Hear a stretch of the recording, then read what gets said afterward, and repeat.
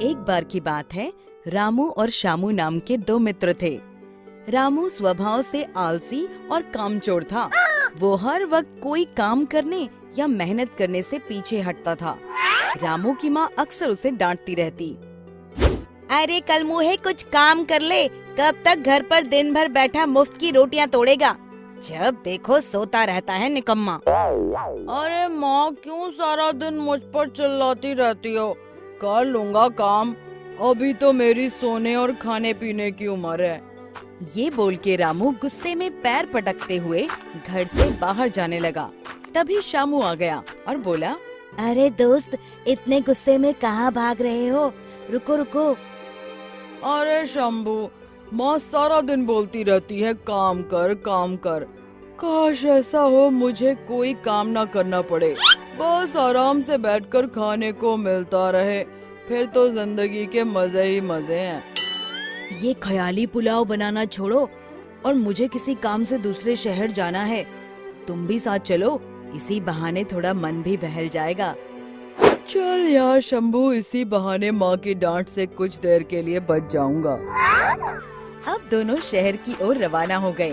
चलते चलते शामू ने बोला, दोस्त रामू, थोड़ी देर यहाँ रुककर विश्राम कर लेते हैं, वैसे भी रात हो चुकी है। दोनों वहीं एक पेड़ के नीचे बैठ गए। रामू की नजर पेड़ की टहनी पर कुछ चमकती हुई चीज पर पड़ी। उसने बोला, शामू, ये क्या चमक रहा है? आओ देखें क्या है। अरे दोस्त रहने दो, पता नहीं क्या है, हम यहाँ से चलते हैं। तुम भी खामखा डरते हो, एक बार पेड़ पर चढ़कर देखें तो सही, आखिर है क्या। दोनों जैसे ही पेड़ पर चढ़ने लगे, तभी उन्हें एक आवाज आई, रुको। एक महात्मा जो वहीं नजदीक विश्राम कर रहे थे, उन्होंने दोनों को रोका और बोला, ये रोशनी उस जादुई घर से आ रही है जो उस पेड़ के पीछे बना है। रामू ने जब पेड़ की ओर देखा तो हैरान हो गया। जादुई घर? अब ये क्या है और इसमें इतनी रोशनी क्यों है? इस घर की एक खासियत है, इसमें रहने वाले व्यक्ति को कोई भी काम नहीं करना पड़ता और ना ही कोई मेहनत करनी पड़ती है, बस आराम से बैठकर खाओ और सो जाओ। इस घर में अपने आप सब कुछ उपस्थित हो जाता है और वो भी बिना परिश्रम के। रामू की आंखों में एक चमक सी दौड़ गई और वो बोला, सच में महाराज जी, इस घर में रहने वाले व्यक्ति को कोई मेहनत का काम नहीं करना पड़ता। हाँ, बिल्कुल ऐसा ही है इस जादुई घर में। रामू ने मन ही मन सोचा, काश इस घर में रहने को मिल जाए, फिर तो आराम की ही जिंदगी गुजरे, ना कोई मेहनत करनी पड़े और ना रोज रोज माँ के ताने सुनने को मिले। रामू महात्मा जी से बोला, महात्मा जी, अगर मुझे इस घर में रहने को मिल जाए तो आपकी बड़ी कृपा होगी। हाँ, रह सकते हो, पर इसके लिए तुम्हें एक बात याद रखनी होगी। यदि तुमने एक बार इस जादुई घर में प्रवेश कर लिया तो फिर मेरे बुलाए बिना तुम कभी बाहर नहीं आ सकते। अब रामू सोचने लगा कि मुझे तो बस मेहनत करने से बचना है, ऐसे आलीशान जादुई घर को छोड़कर कौन आना चाहेगा जहाँ सब कुछ अपने आप मिल जाता है। दोस्त, ये तुम क्या सोच रहे हो? चलो चलते हैं यहाँ से, देर हो रही है। तुम जाओ, मैं अब इसी जादुई घर में रहूंगा। रामू जादुई घर में जाने लगा। उसने शामू की एक न सुनी। शामू क्या करता, वहाँ से मायूस होकर चला गया। चमकते जादुई घर को देखकर रामू दंग रह गया। जैसे ही उसने घर के भीतर प्रवेश किया, घर का दरवाजा बंद हो गया। रामू बहुत खुश था। उसने सोचा, बहुत थक गया हूँ, अब कुछ खाने को मंगवाता हूँ, मुझे भूख लगी है, कुछ खाने को दो। ढेर सारे पकवान रामू के सामने लग गए।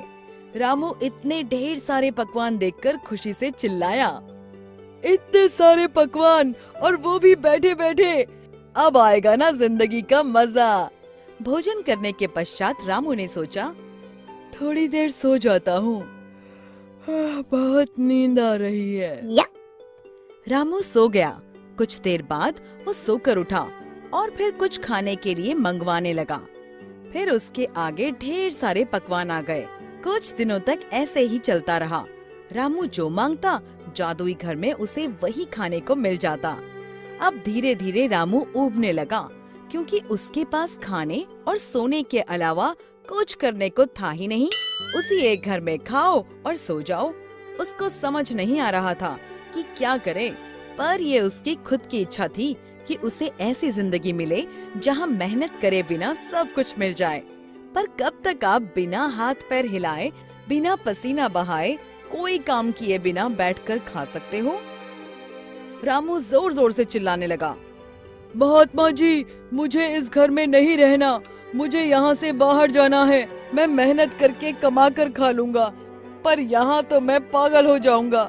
माँ, मेरा मित्र शंभू कोई भी नहीं है, मुझे उनके साथ ही रहना है। महात्मा जी, मुझे वापस भेज दो मुझे महात्मा जी। चिल्लाते हुए अचानक से रामू को आवाज आई, अरे निकट्ठू, उठ जा, सूरज सर पर चढ़ाया है, कोई काम ढूंढ ले। अपने मित्र शंभू से कुछ सीख ले, वो कितनी मेहनत करता है।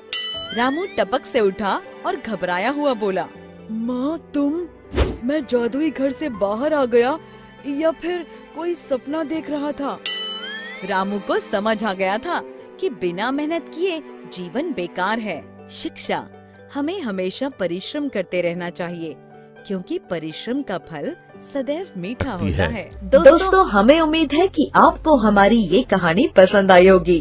कृपया हमारे चैनल को सब्सक्राइब करें और सभी अपडेट्स के लिए बेल आइकन जरूर दबाएं। और हाँ, वीडियो लाइक और शेयर करना मत भूलिएगा। Bye bye.